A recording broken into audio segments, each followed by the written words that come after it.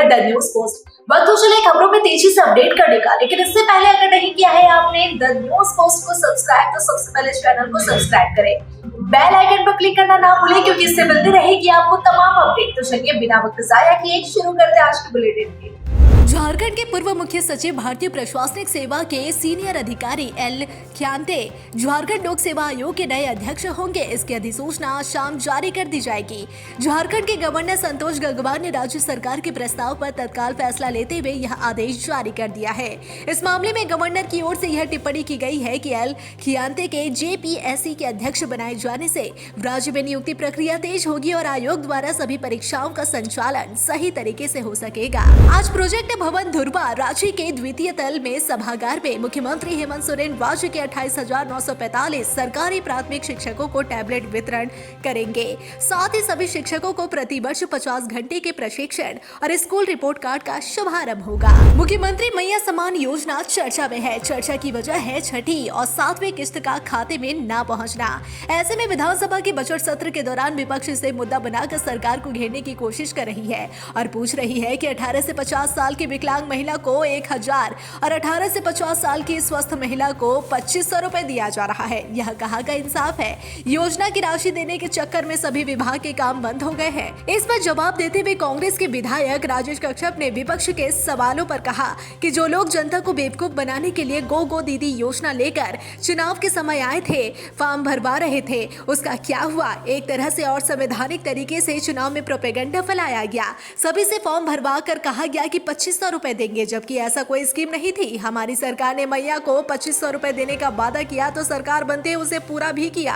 बाबूलाल मरांडी ने कहा कि राज्यपाल के अभिभाषण में कई ऐसी योजनाओं का जिक्र है जो धरातल पर देखने को नहीं मिलते। जो वादे कर सत्ता में वापस आए, उन वादों के बारे में नहीं लिखा गया कि आखिर उसे कब पूरा करेंगे। 3,800 क्विंटल धान की खरीदारी करने की बात कही गई थी, इसे पूरा सरकार कब करेगी? इस पर कोई जवाब नहीं है। किसने की बात करती है? जी हाँ, लेकिन किसानों के हित में क्या निर्णय लेती है यह नहीं दिखता। सिर्फ हवाई कागजों पर तमाम योजना चलती है। इसके अलावा मुख्यमंत्री मैया सम्मान योजना पर कहा कि 2 माह से बेटी बहन को पैसा नहीं मिल रहा। अधूरी तैयारी और हड़बड़ाहट में जिस तरह से योजना को लाया गया, इसका दुष्परिणाम भी देखने को मिल रहा है। तमाम दूसरे काम थे और पड़ गए थे। यह कैसी योजना है? मुख्यमंत्री मैया सम्मान योजना की राशि 8 तारीख को सभी के खाते में पहुंच जाएगी। बजट सत्र के दौरान सभी मुद्दों पर सरकार ने जवाब दे दिया है, जिसमें सबसे बड़ा अपडेट निकलकर सामने आया कि थोड़ी कठिनाई शुरुआत में हुई है, लेकिन अब 8 से 10 मार्च के बीच में सभी बेटी बहन के खाते में पैसे पहुंच जाएंगे। कांग्रेस विधायक डॉक्टर प्रदीप यादव ने कहा कि जो दिक्कत थी उसे दूर कर ली गई है और कोई भी नई योजना आती है तो उसमें थोड़ी समस्या होती है। अब अनुपूरक बजट में राशि आवंटित की गई थी और अब पूर्ण बजट सरकार अपना पेश कर रही है, तो अप्रैल माह के बाद पैसे जाने में कोई दिक्कत नहीं होगी। बाकी जो 2 माह का पैसा रुका हुआ है वह 8 तारीख से 10 तारीख के बीच में सभी के खाते में पहुंच जाएंगे। भाजपा ने हजारीबाग जिले के इचाक में महाशिवरात्रि के दिन हुई हिंसा पर कड़ी प्रतिक्रिया व्यक्त की है। भाजपा के प्रदेश प्रवक्ता अजय शाह ने इस घटना के लिए राज्य सरकार को पूर्ण रूप से जिम्मेदार ठहराया। उन्होंने कहा कि यह हिंसा सिर्फ एक दिन की घटना नहीं है, बल्कि यह पिछले 5 वर्षों की नीतियों और सोच का परिणाम है जो धीरे धीरे झारखंड को भीतर से कमजोर कर रही है। उन्होंने आरोप लगाया कि यह तुष्टीकरण की वही राजनीति है जिसकी नींव कांग्रेस ने स्वतंत्रता से पहले ही रख दी थी और अब झारखंड इस नीति का प्रयोगशाला बन चुका है। जमशेदपुर के बिष्टुपुर पुलिस को एक बड़ी सफलता हाथ लगी है, जहां पुलिस ने रेलवे में नौकरी दिलवाने के साथ साथ अन्य सरकारी विभाग में नौकरी दिलवाने के नाम पर करोड़ों की ठगी करने वाले गिरोह का खुलासा कर दिया। बिष्टुपुर पुलिस द्वारा गिरोह के 4 सदस्यों की गिरफ्तारी कर दी गई है। गिरोह के अन्य लोगों की गिरफ्तारी के लिए पुलिस छापेमारी कर रही है। एसएसपी किशोर कौशल ने प्रेस वार्ता कर कहा कि पूर्व में बिष्टुपुर थाना में एक मामला दर्ज करवाया गया था, जिसके बाद एक टीम का गठन कर पुलिस ने छानबीन शुरू कर दी। इसके बाद नौकरी के नाम पर ठगी करने वाले इस गिरोह तक पहुंचा। जांच में बोकारो से 2 अभियुक्त, एक बंगाल और एक रांची से गिरफ्तारी की गई है। इन चारों आरोपियों के पास से पुलिस ने इंडियन आर्मी का फेक आईडी कार्ड, मोबाइल, आधार कार्ड, बिना नंबर प्लेट की एक कार जिस पर फर्जी आर्मी का स्टिकर लगा हुआ जब्त किया गया। प्रतिष्ठित वर्ल्ड पावर चैंपियनशिप की तर्ज पर राज्य सरकार के स्कूली शिक्षा एवं साक्षरता की विभाग की ओर से पहली बार राज्य स्तरीय FLN चैंपियनशिप का आयोजन कराया जा रहा है। राज्य स्तरीय प्रतियोगिता के लिए कक्षा 2 से 5 तक के स्कूली बच्चों को 4 राउंड क्वालिफाई करना होगा। सबसे पहले विद्यालय स्तर पर पर बच्चों का चयन क्लस्टर स्तर की प्रतियोगिता के लिए होगा। क्लस्टर स्तर की प्रतियोगिता के बाद चयनित बच्चों को प्रखंड, फिर जिला और उसके बाद राज्य स्तरीय प्रतियोगिता में भाग लेने का अवसर मिलेगा। संपर्क फाउंडेशन, लिव फॉरवर्ड और रूम टू रीड संस्था के सहयोग से आयोजित इस राज्य स्तरीय प्रतियोगिता में बच्चे मैथ्स, हिंदी और इंग्लिश विषय में अपने ज्ञान कौशल का प्रदर्शन करेंगे। क्लस्टर स्तर पर आयोजित प्रतियोगिता का परिणाम आज जारी कर दिया गया। रामगढ़ के गिद्दी में सीबीआई और विजिलेंस की टीम ने बुधवार की देर रात करीब 12 बजे सीसीएल के गिद्दी सी और रेलीगढ़ा परियोजना के अधिकारियों और कर्मियों से अवैध वसूली को लेकर पूछताछ की। बताया जा रहा है कि इस दौरान टीम को कई अहम सुराग हाथ लगे हैं। जांच के दौरान सीबीआई की टीम ने सीसीएल के 3 बड़े अधिकारियों के अलावा कुछ कर्मियों के मोबाइल फोन जब्त किए। इस जांच के बाद से सीसीएल के कई अधिकारियों और कर्मचारियों में हड़कंप मचा हुआ है। झारखंड सरकार की मैया समान योजना का लाभ मिलने में देरी होने का साइड इफेक्ट यह है कि अब इसके नाम से साइबर अपराधी लोगों को डिजिटल तरीके से ठग रहे हैं। साइबर अपराधी अपने आप को सरकारी पदाधिकारी बनकर अब महिलाओं को रैंडमली फोन कर अपनी मीठी मीठी बातों में फंसाकर उनसे जरूरी जानकारी ले लेते थे, फिर उनके खाते में बची हुई राशि को हड़प लेते थे। इसके अलावा किसान समृद्धि योजना का लाभ पुरुषों को दिलाने का लालच देते हुए उनसे भी ठगी कर लेते थे। भाजपा के देवीपुर मंडल उपाध्यक्ष बालेश्वर अवानी अपने घर से देवघर अपनी पत्नी के साथ मोटरसाइकिल से आ रहे थे, तभी कुंडा थाना स्थित देवसंख बाईपास रोड पर ट्रक ने पीछे से टक्कर मार दिया। ट्रक से धक्का लगते ही मोटरसाइकिल सड़क पर ही पलट गई। इसी बीच ब्रेक ट्रक का पिछला चक्का बालेश्वर अवानी के पैर पर चढ़ गया। इस घटना में भाजपा मंडल उपाध्यक्ष का दोनों पैर बुरी तरह से जख्मी हो गया, जबकि इनकी पत्नी भी घायल हो गई। धक्का मारने के बाद ट्रक छोड़कर चालक फरार हो गया। दुर्घटना के बाद आसपास के लोग घटना की जगह इकट्ठे हो गए और आनन फानन में घायलों को सदर अस्पताल भेज दिया। पुलिस को जानकारी मिलते ही दुर्घटना स्थल पर पहुंचकर ट्रक को जब्त करते हुए इसके चालक और मालिक की खोजबीन भी शुरू कर दी गई है। साहिबगंज जिले के उधवा प्रखंड क्षेत्र को स्थानीय विधायक एमटी राजा ने विकास की सौगात दी है, जहां विधायक ने 2 अलग अलग जगहों पर करीब 10 करोड़ की लागत से 2 योजनाओं का शिलान्यास किया। वहीं उधवा प्रखंड क्षेत्र में करोड़ों की लागत से गंगा किनारे कटावरोधी कार्य का शिलान्यास राजमहल के सांसद विजय हाजदा और विधायक मोहम्मद ताजुद्दीन उर्फ एमटी राजा ने पूर्वी प्राणपुर पंचायत के गंगा नदी तट पर 7.54 करोड़ की लागत से गंगा नदी के दाएं तट पर पूर्वी प्राणपुर से श्रीधर कॉलोनी नंबर 10 के बीच 600 मीटर कटाव निरोधक कार्य का शिलान्यास किया। योजना का शिलान्यास होने से अब गंगा किनारे बसे लोग भय मुक्त होंगे। रामगढ़ के चीतरपुर से एक विशेष समुदाय के साथ भागी लड़की ने वीडियो जारी कर कहा कि वह अपने राजा के साथ ही रहना चाहती है। वह अपने बाबुल यानी कि उसके माता पिता के घर नहीं जाना चाहती। उसका यह इरादा कोई भी नहीं बदल सकता। झारखंड की पूरी पुलिस भी उसे यहाँ से नहीं ले जा सकती। आपको बता दें कि रामगढ़ के चीतरपुर से एक विशेष समुदाय के साथ भागी यहाँ की युवती अब अपने घर आने से मना कर रही है। इस बाबत युवती ने केरल के उच्च न्यायालय से याचिका दायर कर सुरक्षा की गुहार लगाई है और कहा है कि उसे झारखंड अब नहीं जाना, जबकि रजरप्पा पुलिस के 2 अधिकारी केरल में मौजूद हैं और कानूनी प्रक्रिया पूरी कर उसे लाने का प्रयास कर रहे हैं। न्यायालय के निर्देश पर केरल पुलिस ने युवती को फिलहाल शेल्टर होम भेज दिया है। इधर युवती ने गुरुवार की सुबह एक और वीडियो जारी कर कहा कि उसने चीतरपुर के राजा नामक युवक से शादी कर ली है और अब वह उसके साथ ही रहना चाहती है। इधर युवक ने भी एक वीडियो जारी कर साथ रहने की बात कही। सदन में मैया समान योजना का मुद्दा गरमाया है और इसे लेकर सीपी सिंह और मंत्री चमरा लिंडा में तीखी बहस भी हुई।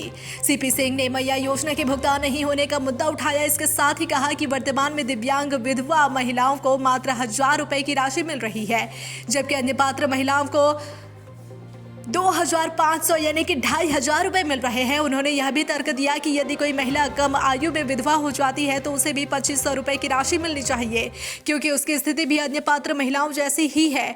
उन्होंने कहा कि मैया योजना का लाभ हर विधवा दिव्यांग महिला को मिलना चाहिए, चाहे उसकी उम्र कुछ भी हो। सदन में इस मुद्दे पर गंभीर चर्चा हुई और मंत्री से इस विषय पर पुनर्विचार करने और योजना में बदलाव करने का अनुरोध भी किया गया। उन्होंने कहा कि इस योजना का उद्देश्य महिलाओं को वित्तीय सुरक्षा प्रदान करना है, खासकर महिलाओं को जो कठिनाइयों का सामना कर रही है।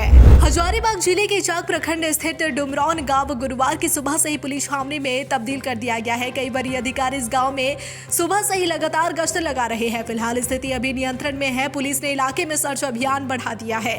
साथ ही गुरुवार की सुबह उपद्रवियों को चिन्हित करने के उद्देश्य से एक धर्म स्थल में लगे सीसीटीवी का डीवीआर भी जब्त किया गया है। पुलिस इसी के सहारे उपद्रवियों की पहचान में जुटी है।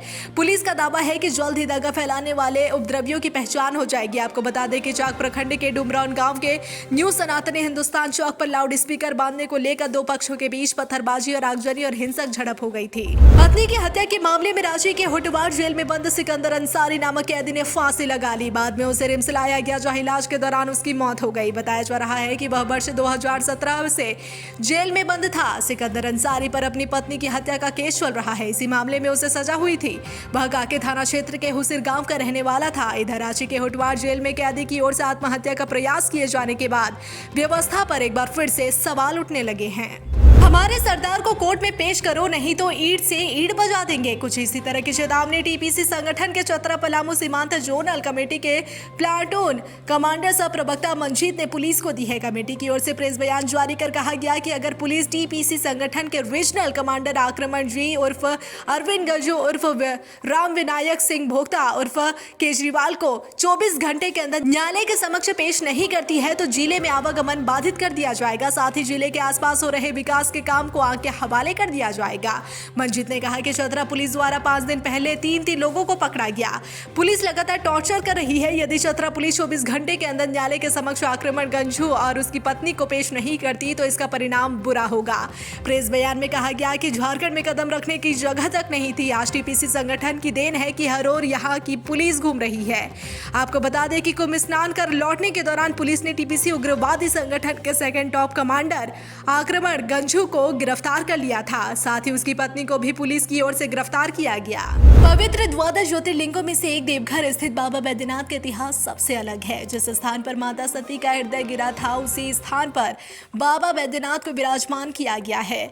इसलिए इस शिवालय में पूजा अर्चना करने से मां के साथ साथ भोलेनाथ की असीम कृपा बनी रहती है। यह शिवधाम शक्तिपीठ के रूप में भी जाना जाता है। माता सती का हृदय गिरने से इसे हृदया पीठ भी कहते हैं। जानकारों के अनुसार इस ज्योतिर्लिंग को स्पर्श करने से भक्तों को अलग ही ऊर्जा मिलती है। जो भी इस ज्योतिर्लिंग से कामना करते हैं बाबा बैद्यनाथ और माता सती हर मनोकामना पूर्ण करती है। इसलिए इसे मनोकामना लिंग भी कहा जाता है। चूंकि पहले सती यहाँ विराजमान हुई है तब बैद्यनाथ हुए, इसलिए यहाँ दोनों का विवाह उत्सव महाशिवरात्रि के अवसर पर मनाया जाता है। बाबा मंदिर के सरदार पंडा द्वारा भोलेनाथ और पार्वती रूप में माता सती के विवाह की रस्म अदा करते हैं। पारंपरिक बारात निकाल कर देर रात दोनों का विवाह संपन्न होता है। पूरे विधि विधान और मंत्रोच्चारण के साथ सिंदूर दान का ज्योतिर्लिंग पर सिंदूर चढ़ाया जाता है। इसके अलावा शायद ही किसी पवित्र द्वादश ज्योतिर्लिंग पर सिंदूर चढ़ाने की परंपरा होगी। इसलिए महाशिवरात्रि के अवसर पर बैद्यनाथ धाम में सिंदूर चढ़ाया जाता है, जिसके साक्षी बड़ी तादाद में पुरोहित, मंदिर और प्रशासनिक अधिकारी समेत स्थानीय बनते हैं। इसी के तहत महाशिवरात्रि पर बाबा बैद्यनाथ को सिंदूर चढ़ाकर विवाह को संपन्न कराया गया। पूर्व मुख्यमंत्री मधु कोड़ा की पत्नी सह पूर्व सांसद गीता कोड़ा को हराकर दूसरी बार विधानसभा पहुंचे जगन्नाथपुर विधानसभा क्षेत्र के युवा विधायक सोना राम सिंह को व मनोहरपुर से पहली बार विधायक चुने गए जगत मांझी को हेमंत सोरेन की सरकार ने जनजातीय सलाहकार परिषद यानी TAC के सदस्य बनाए गए हैं। परिषद में कुल 19 सदस्य चुने गए हैं, जिनमें पश्चिमी सिंहभूम जिले से गठबंधन दल के जगन्नाथपुर विधानसभा क्षेत्र से कांग्रेस पार्टी के विधायक सोनाराम सिंह को व झामुमो के मनोहरपुर विधायक जगत मांझी को शामिल किया गया है। जनजातीय सलाहकार परिषद TAC को आदिवासियों की मिनी विधानसभा भी कहा जाता है। हालांकि परिषद के अध्यक्ष मुख्यमंत्री हेमंत सोरेन होंगे। परिषद राज्य में अनुसूचित जनजातियों के कल्याण और उनसे संबंधित विषयों पर निर्णय लेती है। नवगठित TAC में पदेन उपाध्यक्ष विभागीय मंत्री चमरा लिंडा होंगे। झारखंड का धनबाद हमेशा गोली और बम के धमाकों से दहलता रहता है। कभी आपसी वर्चस्व कायम करने के लिए हत्या की वारदात को अंजाम दे दिया जाता है। यहाँ कारोबारी और ठेकेदार में दहशत में रहते हैं। ऐसे में स्थानीय विधायक गैंग पर शिकंजा कसने के लिए गृह मंत्री के पास जाने की तैयारी कर रहे हैं, जिससे धनबाद शांत हो सके। दरअसल धनबाद में कारोबारी और ठेकेदार से रंगदारी की मांग अपराधियों के द्वारा की जाती है। थोड़ी सी बात पर गोली चल जाती है। ऐसे में अब कारोबारी सुरक्षित कैसे हो, इसे लेकर धनबाद विधायक राजू सिन्हा ने पहले मुख्यमंत्री से मुलाकात की, DGP से गुहार लगाई। इसके बाद गैंग पर काबू नहीं हो सका, जिसके बाद अब गृह मंत्री के पास जाने की बात कर रहे हैं। बता दें कि धनबाद में प्रिंस खान से लेकर छोटे कई गैंग सक्रिय है, जिनके निशाने पर रेलवे ठेकेदार, निगम के ठेकेदार और शहर के बड़े कारोबारी रहते हैं। कई बार पर्चा फेंक कर प्रिंस खान गैंग ने साफ कहा था कि धनबाद में GST नहीं CST चलेगा, यानी छोटे सरकार का टैक्स। बिना टैक्स दिए कोई भी कारोबार नहीं किया जा सकता। इसके बाद कई गिरफ्तारियां भी हुई, जिससे गैंग पर पूरी तरह से लगाम लगाया जा सके। साहिबगंज जिले में महाशिवरात्रि के अवसर पर सकरी गली स्थित बाबा अजगैबीनाथ महादेव मंदिर के प्रांगण में घोड़ा रेस एवं कुश्ती प्रतियोगिता का आयोजन किया गया, जिसका शुभारंभ झारखंड सरकार के श्रम मंत्री सह गोड्डा के स्थानीय विधायक संजय प्रसाद यादव, पागल यादव एवं समाज सेवी प्रदीप सिंह ने संयुक्त रूप से हरी झंडी दिखाकर किया। देखने के लिए उमड़ा जन सैलाब। जी हां, आपको बता दें कि दोनों प्रतियोगिताओं को देखने के लिए आसपास के गांव से सैकड़ों लोग मैदान में उपस्थित थे। आगे आयोजक बच्चू यादव ने बताया कि घोड़ा रेस के रोमांचक मुकाबले में खगड़िया के मुन्ना यादव ने प्रथम, अभिमन्यु ने द्वितीय और मुन्ना यादव ने तृतीय स्थान प्राप्त किया। कुश्ती प्रतियोगिता में पंजाब केसरी के मन्नू पहलवान ने प्रथम, मनिहारी के गोलू पहलवान ने द्वितीय, शाकिर ने तृतीय स्थान प्राप्त किया। प्रतिभागियों को किया गया पुरस्कृत। जी हाँ, कार्यक्रम के अंत में दोनों प्रतियोगिताओं के प्रथम, द्वितीय एवं तृतीय स्थान प्राप्त करने वाले विजेताओं को क्रमशः 25, 15 और 10,000 रुपए नगद राशि एवं शील्ड देकर राज्य सरकार के श्रम मंत्री संजय प्रसाद यादव ने सम्मानित किया। वहीं इस कार्यक्रम के सफल संचालन में लालू यादव, दुर्गेश यादव, भारदुल आदि उपस्थित थे।